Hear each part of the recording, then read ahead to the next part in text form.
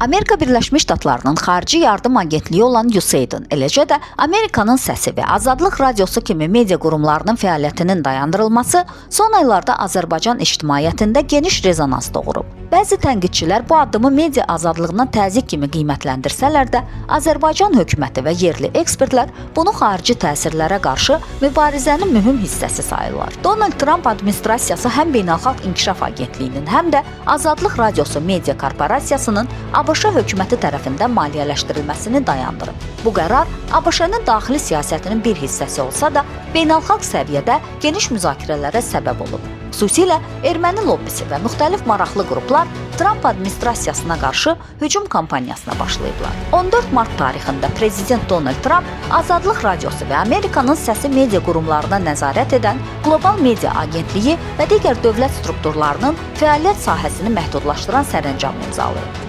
Trump administrasiyası bu qurumların gerçək mahiyyətini üzə çıxararaq onların fəaliyyətinə ciddi məhdudiyyətlər tətbiq edib. USAID-in Azərbaycandakı fəaliyyətinin dayandırılması milli maraqların və təhlükəsizliyin qorunması, həmçinin xarici qüvvələrin dövlətin daxili işlərinə müdaxilə cəhdlərinin qarşısının alınması baxımından zəruri addım edir. Bu qurumların fəaliyyətinin tamamilə dayandırılmasının vacibliyi Prezident İlham Əliyev tərəfindən dəfələrlə açıq şəkildə vurğulanmışdı. Dövlət başçısı Rusiyalı jurnalist Dmitri Kisilova verdiyi müsahibədə USAID tərəfindən maliyyələşdirilən Azadlıq Radiosu və Amerikanın Səsinin fəaliyyətini kəskin şəkildə tənqid etmiş və onların əsl məqsədlərini üzə çıxarmışdı. 12-ci Qlobal Bakı Forumunun açılışında çıxışı zamanı da ölkə başçımız uzun illər erməni diaspora ilə əməkdaşlıq edən bu qurumların Azərbaycana qarşı apardığı qarayaxma kampaniyalarını ifşa etmişdi.